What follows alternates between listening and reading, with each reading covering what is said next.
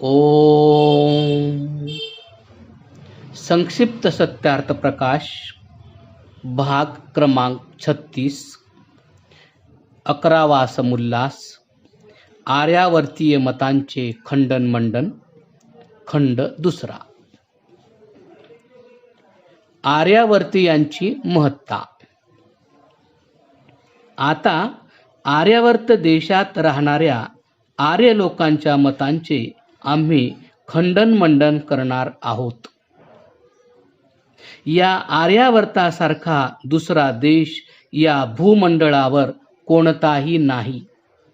म्हणूनच या भूमीला सुवर्ण भूमी असे म्हणतात, कारण ही भूमी सुवर्ण आदी रत्नांची खाण आहे।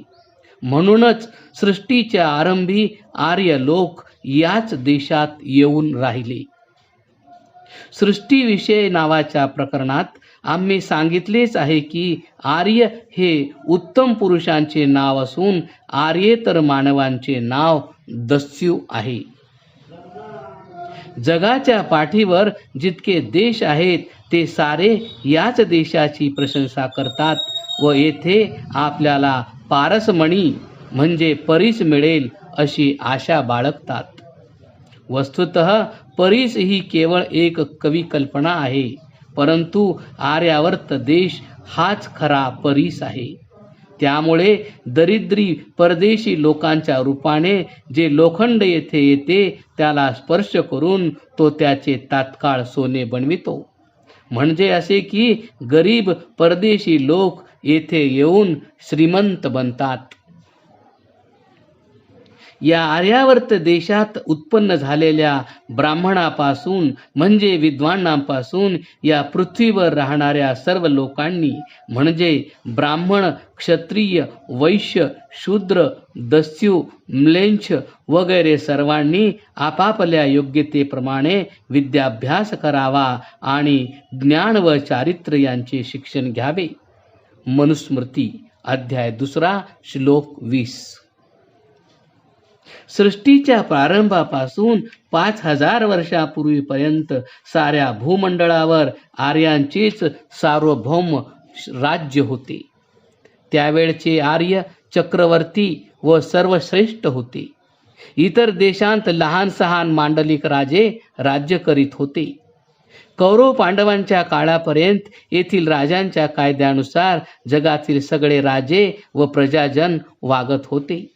सृष्टीच्या प्रारंभी रचल्या गेलेल्या मनुस्मृतीत या गोष्टीचा पुरावा आहे।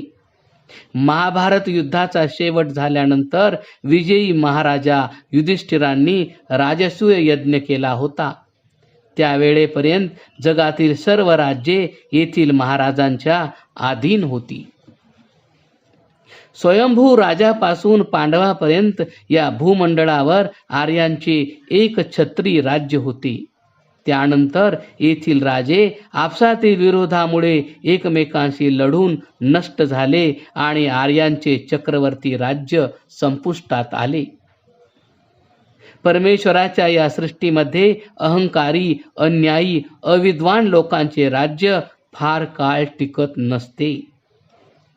जगाची ही स्वाभाविक प्रवृत्ती आहे की जेव्हा एखाद्या लोकसमूहात किंवा देशात लोकांच्या गरजेपेक्षा जास्त धन जमा होते तेव्हा आळस, पुरुषार्थहीनता, ईर्ष्या, द्वेष, विषयासक्ती आणि प्रमाद वाढू लागतात। त्यामुळे देशात विद्या व सुशिक्षण ही नष्ट होऊन मद्य, मांस सेवन, बाल्यावस्थेत विवाह, स्वैराचार वगैरे सारखे दुर्गुण व व्यसने वाढतात। तसेच जेव्हा युद्ध विभाग, युद्ध विद्या कौशल्य आणि सैन्य इतके प्रचंड वाढते की त्याच्यासमोर जगातील कोणताही देश टिकू शकत नाही, तेव्हा त्या सामर्थ्यशाली देशाच्या लोकांमध्ये पक्षपात, अहंकार यामुळे अन्याय, अत्याचार या गोष्टी वाढतात। हे दोष प्रमाणाबाहेर वाढले की त्यांच्यात यादवी सुरू होऊन त्यांचा नाश होतो किंवा त्यांच्या बाहेरच्या एखाद्या लहानशा गटातून एक अत्यंत समर्थ पुरुष उदयाला येतो आणि तो त्यांचा पराभव करतो उदाहरणार्थ, मुसलमान बादशहांच्या सत्तेविरुद्ध शिवाजी व गुरु गोविंद सिंह दंड ठोकून उभे राहिले आणि त्यांनी मुसलमानी सत्ता धुळीला मिळविली. मंत्रसिद्धी निराकरण. प्रश्न. प्राचीन काळी या देशात आग्नेयास्त्राधिक विद्या होत्या असे जुन्या ग्रंथात सांगितले आहे. ते खरे की खोटे? त्या काळी तोफा व बंदुका होत्या की नाही? उत्तर. त्या सगळ्या गोष्टी खऱ्या आहेत, कारण पदार्थ विज्ञानाच्या साहाय्याने ही शस्त्रास्त्रे तयार करणे शक्य आहे. प्रश्न. ही शस्त्रास्त्रे देवांच्या मंत्रांच्या साहाय्याने तयार केली जात होती काय? उत्तर. नाही. नुसता मंत्रांचा जप केल्याने शस्त्रे तयार होत नाहीत. मंत्र म्हणजे विचार. पदार्थ विज्ञानाचा विचार करून ती शस्त्रे तयार केली जात व चालविली जात. वस्तुतः मंत्र हा शब्दमय असतो. त्याच्यापासून कोणतेही द्रव्य उत्पन्न होत नसते. जर कोणी म्हणत असेल की मंत्राने अग्नी उत्पन्न होतो, तर त्या मंत्राचा जप करणाऱ्याचे हृदय व जीभही जळून भस्म झाली पाहिजे. म्हणजे शत्रूला मारायला निघाला आणि स्वतःच मरून गेला असे व्हायचे. याचा अर्थ असा की मंत्र म्हणजे वस्तुतः विचार किंवा मनन होय. उदाहरणार्थ, राज्यमंत्री म्हणजे राज्यकारभाराचा विचार करणारा. याचप्रमाणे मंत्राने म्हणजे विचाराने साऱ्या सृष्टीतील पदार्थांचे प्रथम ज्ञान प्राप्त होते आणि मग त्या ज्ञानानुसार क्रिया केल्याने अनेक प्रकारचे पदार्थ व क्रिया कौशल्ये निर्माण होतात. तोफ व बंदूक हे शब्द परकीय भाषेतील आहेत. त्यांची संस्कृत व आर्य भाषेतील नावे वेगळी आहेत.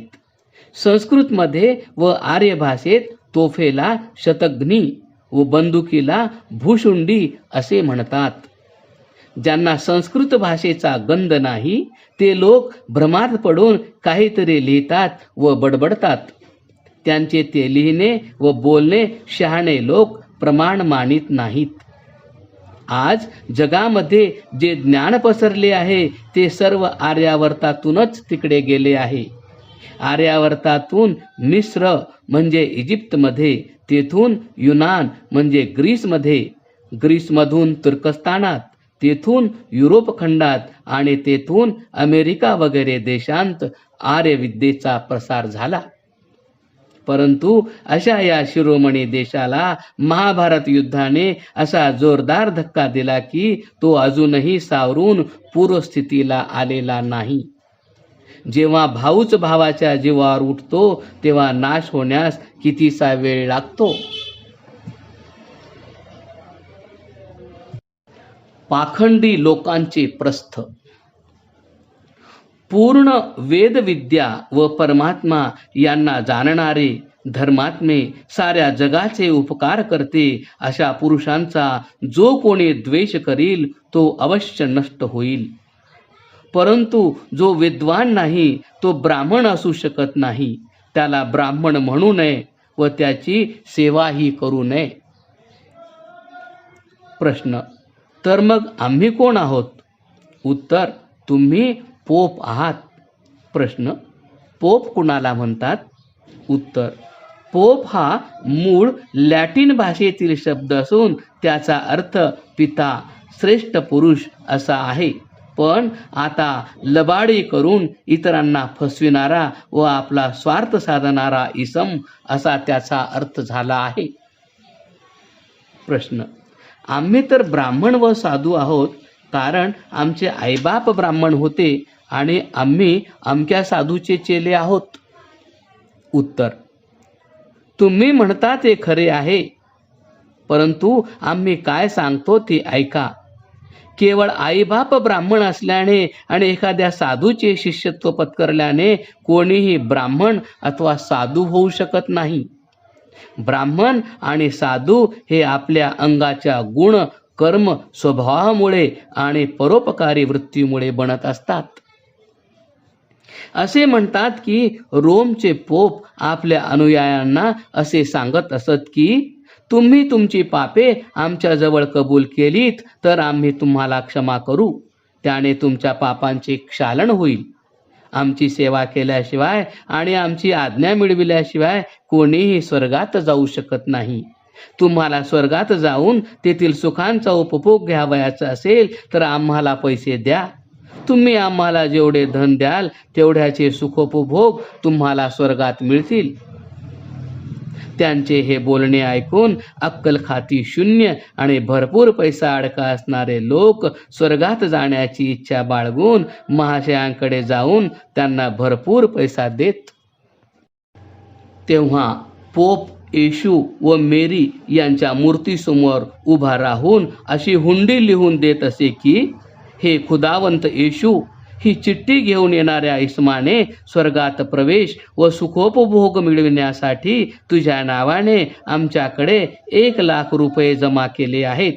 जेव्हा हा ग्रहस्थ स्वर्गात येईल तेव्हा तू आपल्या बापाच्या स्वर्गातील राज्यामध्ये याची सोय कर.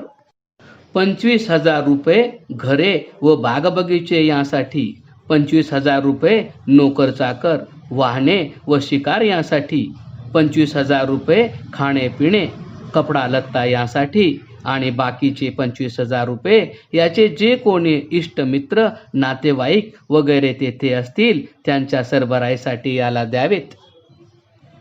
मग त्या हुंडीखाली आपली सही करून पोप महाराज ती त्या इस्माच्या हातात देत व त्याला सांगत, तू मरताना ही हुंडी कबरीमध्ये तुझ्या उशाशी ठेवण्यास आपल्या कुटुंबियांना सांगून ठेव. मग तुला नेण्यासाठी जेव्हा देवदूत येतील तेव्हा तुझ्याबरोबर ही हुंडी स्वर्गात घेऊन जातील आणि यात नमूद केल्याप्रमाणे साऱ्या गोष्टी तुला मिळवून देण्याची व्यवस्था करतील. म्हणजे पहा, जणू स्वर्गाचा ठेकाच पोप महाशयांनी घेतला आहे. जोपर्यंत युरोपात अज्ञानाचा अंधकार पसरलेला होता तोपर्यंत तेथे पोप महाराजांची ही लीला चालत राहिली. आता तेथे ज्ञानाचा प्रसार झाल्यामुळे पोपची लबाडी फारशी चालत नाही, मात्र अजून ती पूर्णपणे नाहीशी झालेली नाही. अशाच प्रकारे आर्यावर्तातही जणू पोप महाशयांनी लाखो अवतार धारण करून ती लीला चालविली आहे. राजाला व प्रजेला विद्या शिकवू न देणे, सत्पुरुषांचा सत्संग घडून न देणे, रात्रंदिवस भ्रमात ठेवणे याखेरीज दुसरे कोणतेच काम येथील पोप म्हणजे ब्राह्मण व साधू करीत नाहीत. मात्र येथे ही गोष्ट लक्षात ठेवावी की जे लोक लबाडी व फसवाफसवी करतात त्यांनाच उद्देशून आम्ही पोप हा शब्द वापरला आहे. त्यांच्यापैकी जे कोणी धर्मनिष्ठ, विद्वान व परोपकारी आहेत ते खरे ब्राह्मण व साधू आहेत. म्हणून लोकांना फसवून आपला स्वार्थ साधणाऱ्या लबाड व कपटी लोकांनाच पोप असे संबोधणे आणि उत्तम पुरुषांचा ब्राह्मण व साधू म्हणून स्वीकार करणे हेच उचित होय. वाममार्ग समीक्षा. पोप लोक आपली व आपल्या चरणांची पूजा करवून घेऊ लागले आणि सांगू लागले की यातच तुमचे कल्याण आहे. जेव्हा लोक मनाने त्यांचे गुलाम बनले तेव्हा पोपांना त्यांच्या कर्तव्याचा पूर्ण विसर पडला आणि ते विषय सेवनात दंग झाले. ते जणू धनगर मेंढपाळ बनले व लोक मेंढरे बनले. ते खोटे गुरु बनले आणि लोक चेले बनून त्यांच्या जाळ्यात अडकले. लोकांमधून विद्या, बळ, बुद्धी, पराक्रम, शौर्य, वीरता इत्यादी सद्गुण नष्ट होऊ लागले. ब्राह्मण लोक विषयासक्त बनले आणि लपून छपून मांसाशन व मद्यपान करू लागले. मग त्यातूनच एक वाम मार्ग उत्पन्न झाला. शिव उवाच, पार्वती उवाच, भैरव उवाच यासारखे मंत्र तयार करून त्याचा एक तंत्र मार्ग त्यांनी तयार केला. त्यासंबंधी त्यांनी ग्रंथरचनाही केली. त्या ग्रंथामध्ये विचित्र गोष्टी लिहिलेल्या आढळतात. या घमेंडखोर पोपांची ही लीला पहा. या वाममार्गी लोकांनी जेवढ्या काही वेदाविरुद्ध व अत्यंत अधार्मिक गोष्टी आहेत त्यांनाच श्रेष्ठ ठरविले आहे. मद्य, मांस, मासळी, मुद्रा व मैथून हे पंच मकार सर्व युगांत मोक्ष देणारे असतात, हा त्यांचा मुख्य सिद्धांत आहे. दारू पिणे, मांस व मासे खाणे, योनी पात्राच्या आकाराचे वडे, भाकरी, पुरी वगैरे खाणे म्हणजे मुद्रा आणि अप्रतिबद्ध मैथून करणे. सगळे पुरुष हे शिव आहेत आणि सगळ्या स्त्रिया या पार्वती आहेत असे गृहीत धरले जाते. वाममार्गी स्त्री पुरुष एखाद्या गुप्त ठिकाणी जमतात. तेथे ते वाममार्गी लोकांशिवाय इतर कोणाला येऊ देत नाहीत. मग एका स्त्रीला नागवी करून पुरुष तिची पूजा करतात व एका पुरुषाला नग्न करून स्त्रिया त्याची पूजा करतात. त्यानंतर कोणताही पुरुष कोणत्याही स्त्रीशी संभोग करतो. मग ती स्त्री त्याची स्वतःची अथवा दुसऱ्याची पत्नी, कन्या, आई, बहीण, सून यापैकी कोणी का असेना, त्याचा विचार केला जात नाही. त्यानंतर एका भांड्यात दारू भरून ठेवतात आणि एका परातीत मांसाचे तुकडे, वडे भरून ठेवतात. मग त्यांचा आचार्य ते मद्यपात्र हातात घेऊन भैरवोऽहम शिवोऽहम, मी भैरव आहे, मी शिव आहे असे म्हणतो आणि मद्यपान करतो. मांस भक्षण करणे, दारू पिणे, परस्त्री गमन करणे यात मुळीच दोष नाही असे म्हणणे हा निव्वळ पोरकटपणा आहे. कारण प्राण्यांना दुःख दिल्याशिवाय मांस प्राप्त होत नाही आणि कसलाही अपराध नसताना एखाद्याला दुःख देणे हा अधर्मच आहे. मद्यपान हे तर सर्वथा निषिद्ध समजले पाहिजे. मनुस्मृती अध्याय 5 श्लोक 56. कारण वाममार्गी लोकांच्या ग्रंथाखेरीज इतर कोणत्याही ग्रंथात मद्यपान करावे असे सांगितलेले नाही. उलट सर्वांनीच मद्यपानाचा निषेध केलेला आहे. तसेच आपल्या धर्मपत्नीखेरीज इतर स्त्रीशी मैथून करणे पाप आहे, ते पुण्यप्रद आहे असे म्हणणारा पापी आहे. अशा प्रकारची वचने ऋषींच्या ग्रंथामध्ये घुसडून अनेक ऋषीमुनींच्या नावाने ग्रंथ रचले गेले आणि गोमेध, अश्वमेध नावाचे यज्ञही करविले जाऊ लागले. या पशूंना मारून त्यांची आहुती होमामध्ये दिल्यास यजमान व पशु यांना स्वर्ग मिळतो असे या लोकांनी जाहीर केले. वस्तुतः ब्राह्मण ग्रंथामध्ये अश्वमेध, गोमेध, नरमेध इत्यादी जे शब्द येतात त्यांचा खरा अर्थच त्यांना समजलेला नाही. त्यांना तो समजला असता तर त्यांनी असा अर्थाचा अनर्थ कशाला केला असता. वैदिक धर्मग्रंथामध्ये घोडा, गाय वगैरे पशूंना अथवा माणसाला मारून त्यांचा होम करावा असे कोठेही लिहिलेले नाही. केवळ वाममार्गी लोकांच्या ग्रंथामध्ये तसे लिहिले आहे. परंतु धूर्त वाममार्गी लोकांनी आपली ही मते वैदिक ग्रंथामध्ये घुसडून दिली आहेत.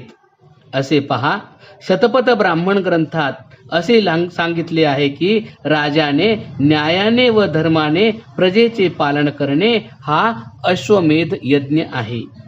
जेव्हा एखाद्या विद्वान पुरुष विद्यादान करतो तेव्हाही तो अश्वमेध यज्ञच करीत असतो.